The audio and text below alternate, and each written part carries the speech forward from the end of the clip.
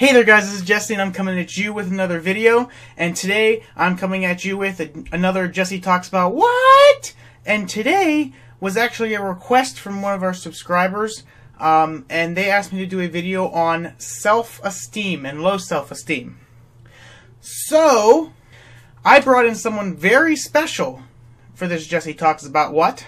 Today, I brought in a doctor of psychology, a bachelor's degree in psychology, and a graduate degree in adolescent psychology. His name is Dr. Nopoloni. Alright, Dr. Nopoloni, so first off, I just want to thank you for coming in, and the big question we have for you today is low self-esteem and how you explain it and how you think we can fix it. Well, first off, Jessy, I just want to thank you for having me on your channel and having me come here and talk about the things that I've learned through my experience in school and graduate school and with handling adolescents. And you see, the research and the work that I've done has really led me to believe that low self-esteem really comes and starts at a young age, and it has to do when the child is just becoming horny, you see, and they have this sexual attraction to their mother and or father.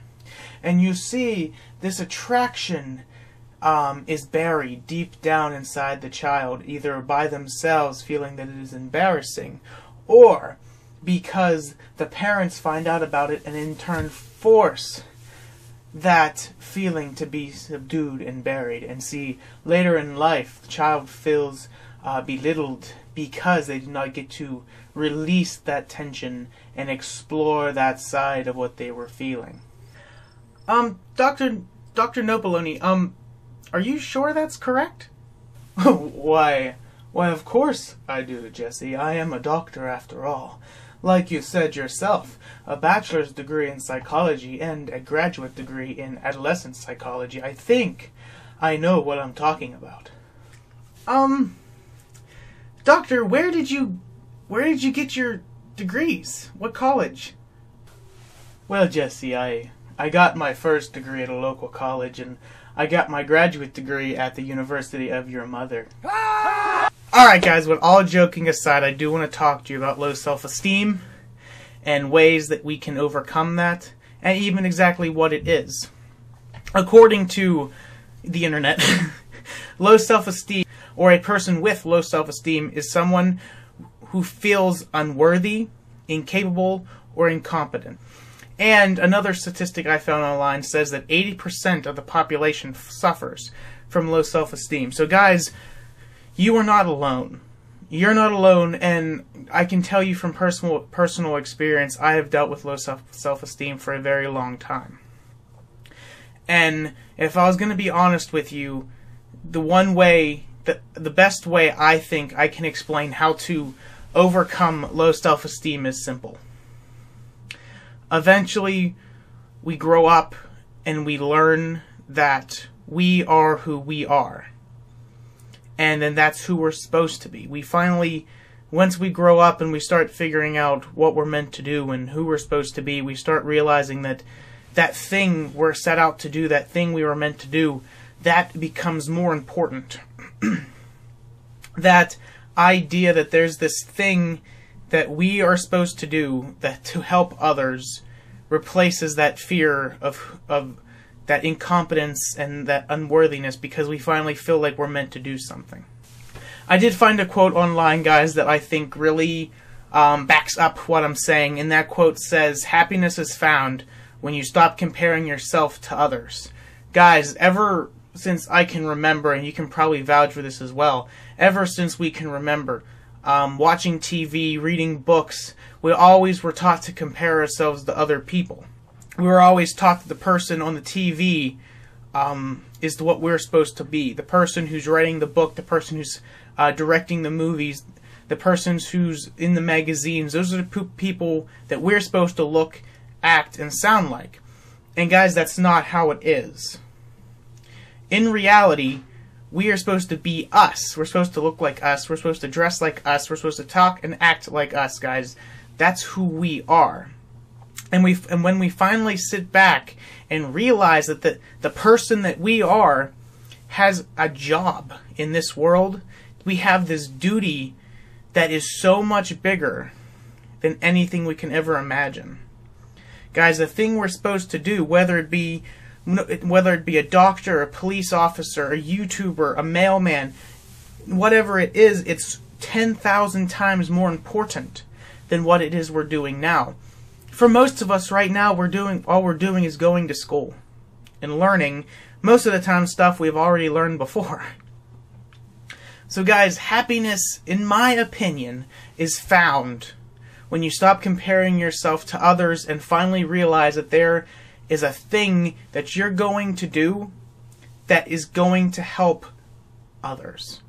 And when you finally sit back and realize that there's something you can do that can help others, then that feeling you have deep down inside that you're not worthy goes away, because instead of worrying about that, you start worrying about how you can help others, how you can cure cancer, how you can bring people's lives into better places.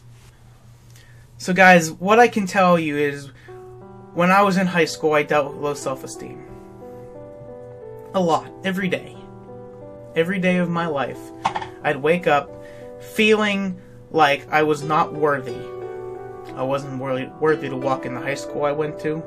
I wasn't worthy to step foot in the football field that I played football on. I wasn't worthy to be doing any of the things I was doing because I was looking at other people that I was doing them with and seeing that they were so much better than me. And that's not the case, guys. It's not.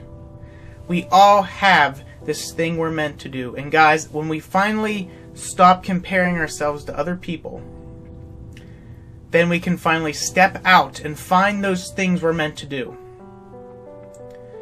Michael Jordan would have never picked up a basketball if he let low self-esteem get to him. Robert Downey Jr., Keanu Reeves, all these actors would have never stepped foot in front of a camera if they would let low self-esteem beat them. Markiplier, Jacksepticeye, and all PewDiePie, all these amazing YouTubers that we love and watch, would never have stepped foot in front of a camera and uploaded a video if they'd let low self-esteem get them. So guys, we need to come together and we need to kick low self-esteem in the butt, all 80% of the population, because low self-esteem will hold us back if we let it. But guys, we can push forward and we can look to the future and say, there's this thing that I am going to do that's going to make a difference in millions of people's lives. And that thought is what's going to help you overcome that low self-esteem. When I decided that I was going to try YouTube, I was scared. I didn't feel like I was worth being in front of a camera. I didn't feel like anyone would watch me. I didn't think it would ever go anywhere. But guys, one thought popped into my head. And that thought, I believe I talked about this thought before, and the thought that popped in my head was, in 30 years from now, I don't want to look back and say, what if? What if I would have tried? So guys, don't let fear of failure stop you from achieving amazing things. Alright guys, if you like this video, then you're just as crazy as I am and there's probably no help for you. So, leave a like, comment, share, subscribe, and if you liked Dr. Nopaloni, not Baloney, whatever his name was, if you liked him, you thought he was funny, want to see him again, leave a comment down in the comment section and let me know. Maybe I'll introduce him a couple more times. Alright guys, see you around.